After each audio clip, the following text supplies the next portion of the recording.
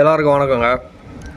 சமீபத்தில் நீங்கள் பார்த்துருப்பீங்க, அந்த கரூரில் வந்து முதலமைச்சர் விஜய் அவர்களோட கூட்டத்தில் போயிட்டு கூட்டம் நெரிசல் தாங்க முடியாமல் இறந்து போன 41 பேருக்கும் வந்து அவங்களோட குடும்பத்தினருக்கு வந்து அரசு வேலை, தமிழ்நாட்டில் அரசு வேலை வந்து இப்போ ரீசெண்டாக வந்து சிஎம் வந்து வாங்கினார்.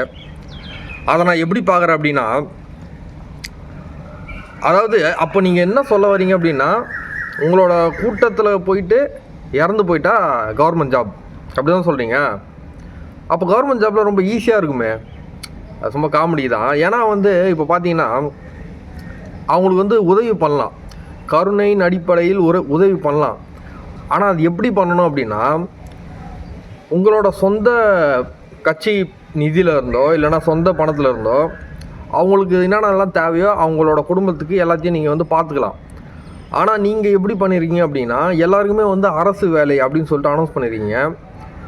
இது வந்து சில பேர் எதிர்க்கிறாங்க, நிறைய பேர் எதிர்க்கிறாங்க, 1-2 பேர் ஜால்ரா தட்டி ஆதரிக்கிறாங்க. ஆனால் எதிர்க்கிறவங்க வந்து எதிர்க்கிறது வேஸ்ட்டுன்னு தான் நான் சொல்லுவேன். ஏன்னா வந்து இவங்க வந்து அதை எப்படி ஈஸியாக மாற்றிடுவாங்க அப்படின்னா, கருணையின் அடிப்படையில் கொடுக்குறோம் அப்படின்னு சொல்லிட்டு ஈஸியாக சிம்பத்தி கிரியேட் பண்ணுறாங்க. ஸோ வந்து அந்தளவு அதை வந்து எதிர்த்து நீங்கள் வந்து எதுவும் பண்ணாதீங்க. அது வந்து டோட்டலி வேஸ்ட் தான் என்ன கேட்டால்.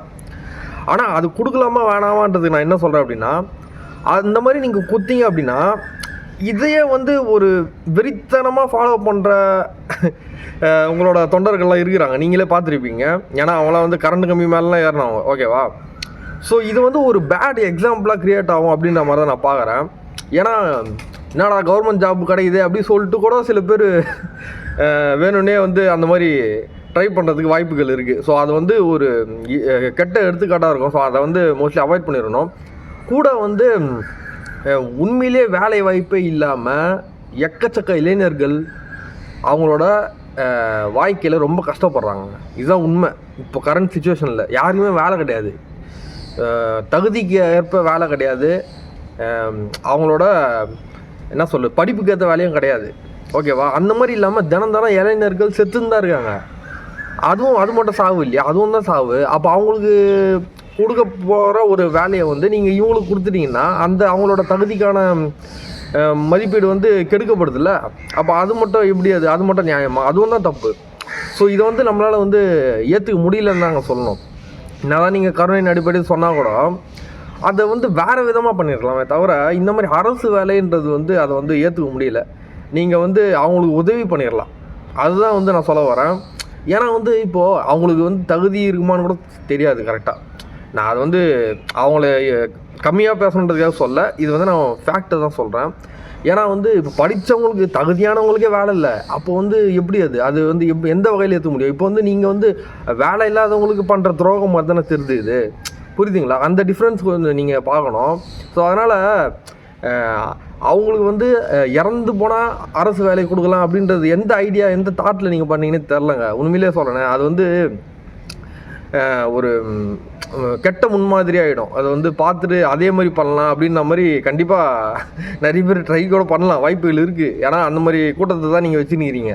ஸோ அதனால் வந்து இதை டோட்டலாக நீங்கள் அவாய்ட் பண்ணிவிட்டு அது வந்து முடிஞ்சால் நீங்கள் வந்து ரிவோக் பண்ணிக்கோங்க, திரும்ப பெற்றுட்டு நீங்கள் வந்து வேறு எதனா வந்து அவங்களுக்கு நல்ல முறையில் அவங்களுக்கு என்னென்ன உதவிகள் தேவையோ அதை வந்து பார்த்து நீங்கள் வந்து பண்ணலாம். அது தப்பு கிடையாது.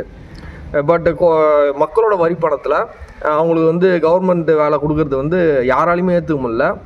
1-2 பேர் வாங்கும் போல் அவங்களுக்கு சப்போர்ட் பண்ணுற சொல்லிட்டு ஜாலியாக ஆச்சுன்னுக்கிறாங்க. அதை வந்து கண்டுக்கூடாது, அதை வந்து கண்டுக்கிற மாதிரி இல்லை, ஓகேவா? ஸோ உண்மை எதுன்னு ஆராய்ஞ்சு அதுக்கேற்ற மாதிரி நீங்கள் வந்து பண்ணிங்கன்னா நல்லாயிருக்கும்.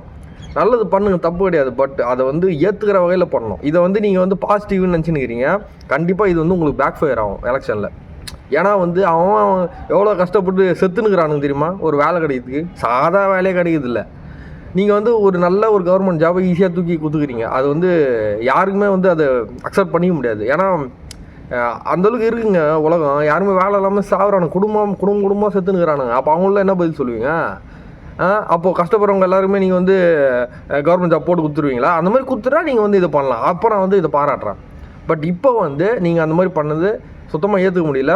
இது வந்து கண்டிப்பாக வந்து அந்த எலெக்ஷனில் கரூரில் சரி எங்கே இடைத்தேர்தல் வந்தாலும் அது வந்து உங்களுக்கு கண்டிப்பாக பேக் ஃபயர் ஆகும் நான் சொல்லிக்கிறேன்.